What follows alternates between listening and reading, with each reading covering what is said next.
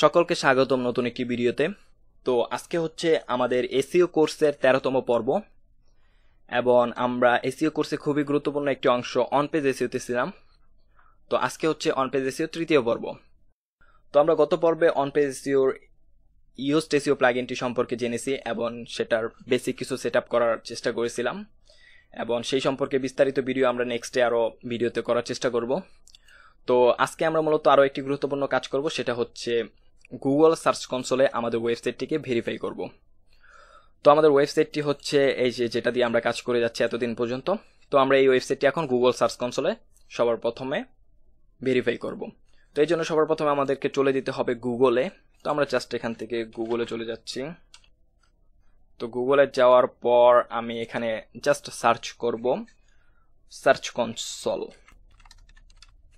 Just search console লিখে search করার পর আমরা এখানে দেখব যে সবার প্রথমে রয়েছে অ্যাবাউট না, এটা আমরা ঢুকবো না। আমরা জাস্ট এখানে সরাসরি ঢুকে যাব এই যে search console by Google search console এখানে। তো এখানে প্রবেশ করার পর আপনারা দেখবেন যে এখানে একটা নতুন অপশন রয়েছে, সেটা হচ্ছে ডোমেইন। তো আমরা এটা দিয়েও করতে পারি, বাট এটা আমরা করব না। আমরা আরো ইজি মেথড ইউজ করব, সেটা হচ্ছে ইউআরএল প্রিফিক্স। তো আমরা এটাতে গুগলে আমাদের ওয়েবসাইটটি ভেরিফাই করার চেষ্টা করব। তো আমরা আমাদের ওয়েবসাইটের ইউআরএলটি নিয়ে আসি সবার প্রথমে। কপি করে নিয়ে আসলাম কন্ট্রোল-সি দিয়ে এবং এখানে আমি জাস্ট পেস্ট করে দেব কন্ট্রোল-ভি দিয়ে। দেখতে পাচ্ছেন যে ইউআরএল প্রিফিক্স মানে হচ্ছে আপনাদের ইউআরএলটি জাস্ট এখানে দিয়ে দিতে হবে এবং আমরা কন্টিনিউতে প্রেস করব।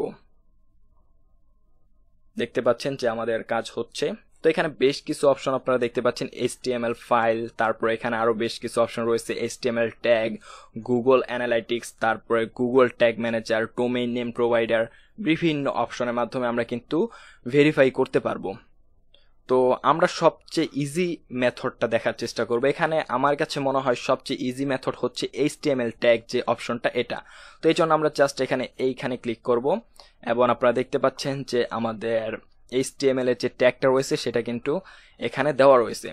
তো আমাদের এই এইচটিএমএল ট্যাগটা যদি আমরা কোডিং সম্পর্কে জানি, আমরা যদি কোডিং এ হাত দিতে চাই, তাহলে আমাদের ওয়েবসাইটের যে হেড ট্যাগ রয়েছে সেই হেড ট্যাগের মধ্যে এটা জাস্ট আমরা কপি করে দিয়ে দিতে পারবো।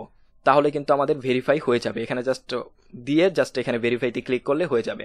কিন্তু আমরা আরো ইজি মেথড ইউজ করার চেষ্টা করব। তো এই জন্য আমরা গত পর্বে ইউজড এসইও প্লাগইন সম্পর্কে জেনেছিলাম। তো আমরা সেই ইউজড এসইও প্লাগইনের মাধ্যমে এর চেয়েও খুব সহজে ভেরিফাই করতে পারবো। এই জন্য জাস্ট আমরা এটাকে কপি করে নিব। সবার প্রথমে কপি করে নিয়ে একটা নোটপ্যাডে এটাকে আমরা পেস্ট করে রাখবো।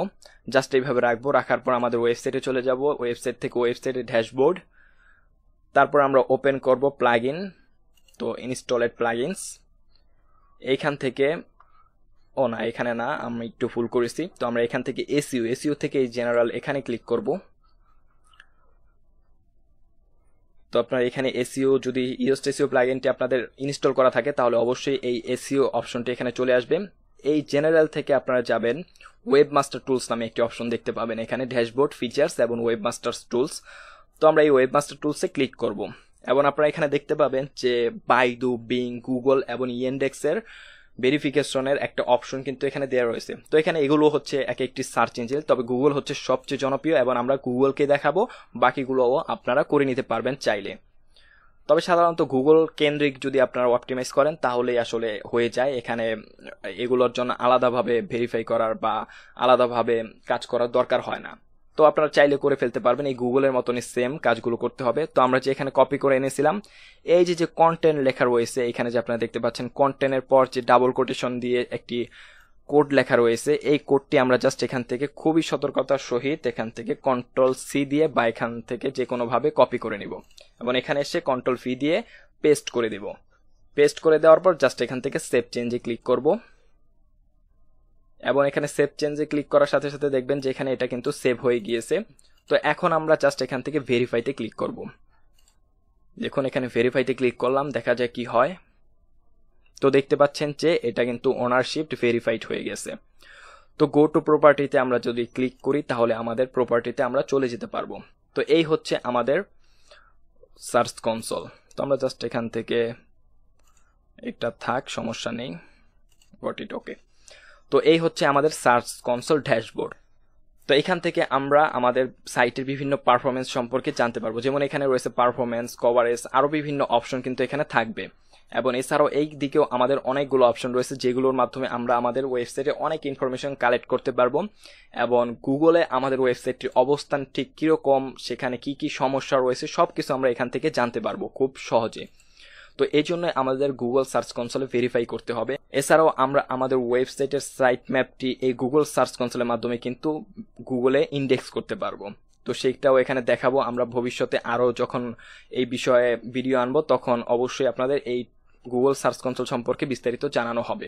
তো এখন জাস্ট আমরা এই ভিডিওটি এই পর্যন্তই রাখতেছি।